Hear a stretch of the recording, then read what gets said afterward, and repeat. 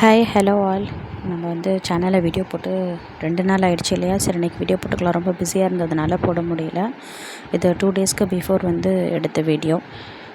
1 KG வந்து brownie order இருந்தது. ரொம்ப நாளாக ப்ரௌனி வீடியோ போடணும்னு எனக்கு ஒரு ஆசையாகவே இருந்துச்சு. சரி, இன்றைக்கி வீடியோ எடுத்துடலாம்.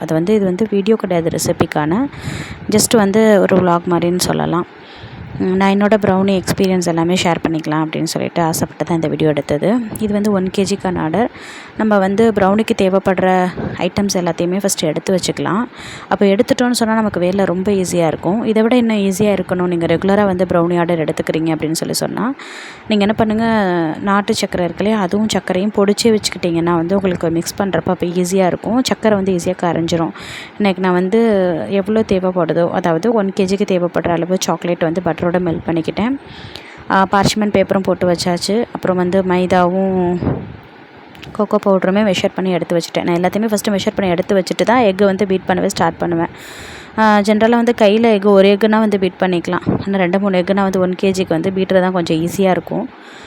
அப்புறம் வந்து பட்டரும் இது வந்து நம்ம ப்ரீ ஹீட் பண்ணுற ஓவன்லேயே நான் வச்சு ஹீட் பண்ணி எடுத்துக்குவேன். இப்போது எல்லாத்தையும் ஒன்றா மிக்ஸ் பண்ணிவிட்டு ஒரு ட்ரேயில் ஊற்றிக்கலாம். இன்றைக்கி நான் வந்து 2 ட்ரே எடுத்திருக்கேன் அப்படின்னு சொல்லி பார்த்தீங்கன்னா, இது 1.5 கிலோ கிட்ட வரும். 1.5 கிலோக்குமே ஒரு 100 கிராம்ஸ் கூட வரும். அதனால் 2 ட்ரேயில், ஒரு ப்ரௌனி ட்ரேயில், அப்புறம் ஒரு சாதாரண ட்ரேயில் வந்து நம்ம அதை ஊற்றி மாற்றிக்கணும். ரொம்ப போட்டு ஓவர் மிக்ஸ் மட்டும் எதுவுமே சரி, கேக்காக இருக்கட்டும் ப்ரௌனியாக இருக்கட்டும், வந்து ஓவர் மிக்ஸ் பண்ணாமல் பண்ணோம் அப்படின்னாலே அதோட அவுட்புட் வந்து ரொம்ப சூப்பராக வரும். சாக்லேட் பார்த்திங்கன்னா வந்து இது இவங்க வந்து ஃபுல் லோடடாக தான் கேட்டிருந்தாங்க. ஃபுல் சாக்லேட் கேட்டிருந்தாங்க, ட்ரிபிள் சாக்லேட் ப்ரௌனி. அதனால் வந்து நான் சாக்லேட் பீசஸ் என்ன தான் வச்சாலுமே குட்டி குட்டியாக சாக்லேட் வந்து க்ரஷ் பண்ணி அது மேலே போடுவேன். அப்போ சாப்பிட்றப்ப இன்னும் சாக்லேட்டியாக இருக்கும். இந்த மாதிரி பெரிய பெரிய பீசஸ் எல்லாம் ஒரு சிலர் வந்து மிக்ஸ் பண்ணிவிட்டு அப்புறமேட்டு போர் பண்ணுவாங்க. ஆனால் அது வந்து அங்கிட்ட போய் நின்றுக்கிற மாதிரி இருக்கும். அதனால நான் வந்து என்ன செய்வேன் அப்படின்னு சொன்னால், இந்த மாதிரி மேலே எல்லா சாக்லேட்டையும் மிக்ஸ் பண்ணி கொஞ்சம் நேரம் கட் பண்ணி ஃப்ரிட்ஜில் வச்சு எடுத்துக்குவேன். அப்போ பார்த்திங்கன்னா கொஞ்சம் நல்லா ஹார்டாக இருக்குமா, நம்ம அந்த ப்ரௌனியில் போட்டுட்டு அந்த மாதிரி ஒரு டாப்பிங்ஸ் மாதிரி போட்டுட்டு நம்ம லைட்டாக ஜென்ரலாக ப்ரெஸ் பண்ணி விட்டோன்னு வச்சுக்கோங்களேன், சூப்பராக செட் ஆயிரும். பார்க்குறதுக்கே அவ்வளோ கலர்ஃபுல்லாக இருக்கும். இது வந்து டாப் லோடட், அதாவது ஃபுல் லோடட் சாக்லேட்னு சொல்லலாம். அந்த அளவுக்கு ஃபுல்லாக சாக்லேட் லோட் பண்ணிவிட்டு இந்த ப்ரௌனி நம்ம மேக் பண்ணியிருந்தோம்.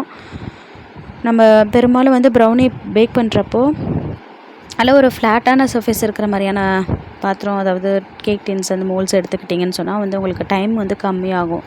நல்லா ஈஸியாக வந்து சூப்பராக ஃபஜ்ஜியாக வந்து பேக் ஆகும். பேக்கிங்கில் வந்து ரொம்ப முக்கியமான விஷயம் டைமிங் தாங்க.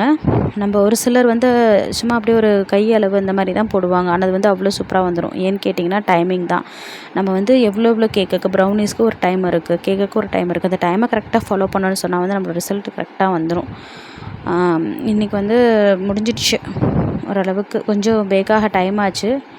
பட் உட்காந்து ஒரு 10 o'clock மேலே ஆகிட்டாலும் வெயிட் பண்ணி இந்த ப்ரௌனிஸ் எல்லாம் ஹாஃப் கேஜியாக 2 பாக்ஸில் கேட்டிருந்தாங்க. அது எல்லாத்தையும் நான் தனியாக செப்பரேட் பண்ணி பீசஸ் போட்டு வச்சுட்டேன். அப்புறம் இது வந்து ப்ரௌனி பால்ஸ். இது வந்து புதுசாக நான் வந்து ட்ரை பண்ண ஒரு அவங்களுக்கு காம்ப்ளிமெண்ட்னு சொல்லலாம். அவங்க 1 கேஜி ஆர்டர் கொடுத்ததுனால வந்து நம்ம ப்ரௌனி பைட்ஸ்ன்னு சொல்வேன், நான் இதுக்கு பேர் வச்சுருக்கேன். மேலே வந்து சுகர் பால்ஸ் எல்லாம் போட்டு ஒரு ப்ரௌனி பைட்ஸ்ன்னு கொஞ்சம் நேரம் ஃப்ரிட்ஜில் செட்டாக அதுக்கு வச்சுட்டு எடுத்துட்டோன்னா வந்து அவ்வளோ சூப்பராக இருந்துச்சு. நான் இது ஃபர்ஸ்ட் டைம் ட்ரை பண்ணேன். நிஜமாலுமே இது வந்து பார்க்குறதுக்கு எப்படி அழகாக இருக்குது பார்த்தீங்களா, அதே மாதிரி சாப்பிட்றதுக்கும் ரொம்ப டேஸ்ட்டாக இருந்துச்சு. இதோட காம்ப்ளிமெண்ட்டாக கொடுக்கலாம் அப்படின்னு சொல்லிட்டு ஸ்பூன் சாக்லேட்ஸும் ரெடி பண்ணேன். ஆனால் இது வீட்லேயே கம்ப்ளீட் ஆகிடுச்சு. உங்களோட சேனலில் நிறைய வீடியோஸ் வர காத்துட்ருக்கு. தொடர்ந்து மறக்காமல் ஃபாலோ பண்ணுங்கள்.